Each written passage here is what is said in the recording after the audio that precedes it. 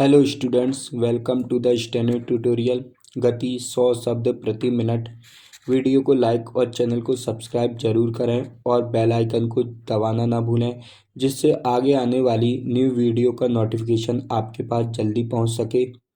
Dictation 5 second से start होगा।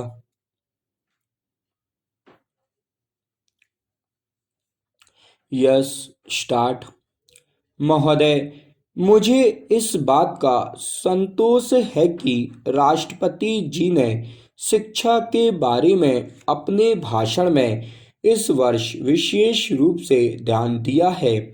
हमको दुख के साथ यह स्वीकार करना चाहिए कि आज़ादी के बाद शिक्षा में जितना सुधार होना चाहिए था वह नहीं हो सका है। उसके कुछ भी कारण रहे हों, आर्थिक हों या दूसरे, लेकिन यह हमको मानना पड़ेगा कि शिक्षा के क्षेत्र में अभी बहुत कुछ काम करने को बाकी है। शिक्षा आयोग की रिपोर्ट में जो सिफारिशें हैं उनको तुरंत अमल में लाया जाना चाहिए था, परंतु ऐसा नहीं किया गया। इसके कई कारण हैं। योजना आयोग ने और भारत सरकार ने बुनियादी शिक्षा को स्वीकार किया है। मैं यह कहना चाहता हूं कि अब वह जमाना नहीं रहा जबकि बुनियादी शिक्षा को सिर्फ कुछ ही क्षेत्रों में चलाया जाए। कुछ ही बेसिक स्कूल खोले जाएं और बाकी स्कूल पुराने ढंग से चलते रहें। भले ही हम उस तरह से शिक्षा न चला सकें जिस तरह से सेवाग्राम में चलती रही है, फिर भी जो उसका बुनियादी सिद्धांत है कि उत्पादन के द्वारा शिक्षा देना, उसको संसार के सभी शिक्षा शास्त्री आज मानते हैं। आज स्कूलों कॉलेजों की शिक्षा अच्छी नहीं है, यह सभी जानते हैं कि आज की शिक्षा बच्चों को बेकार बना रही है। इसलिए मैं तो यह चाहता हूँ कि जो हमारी शिक्षा हो, जो स्कूल कॉलेज हों, उनमें बुनियादी शिक्षा का सिद्धांत जरूर लागू किया जाना चाहिए। यह नहीं होना चाहिए कि कुछ बेसिक स्कूल खोले जाएं और बाकी सभी पुराने ढंग पर चलते रहें।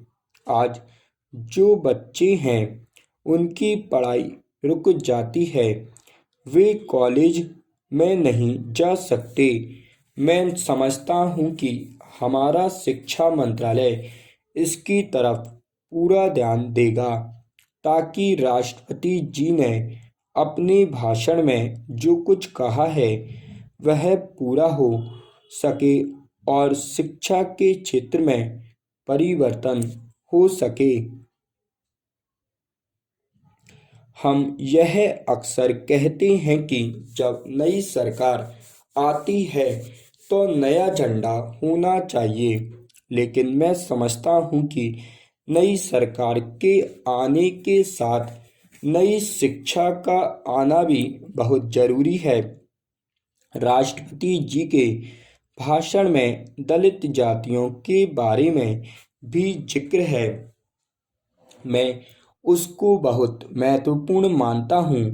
यद्यपि आज भारत स्वतंत्र है, लेकिन यदि हम हरिजनों की तरफ और जो आदिम जातियां हैं उनकी तरफ ध्यान नहीं देंगे तो सिर्फ सामाजिक ही नहीं, राजनीतिक उलझनों के खड़े होने का डर है।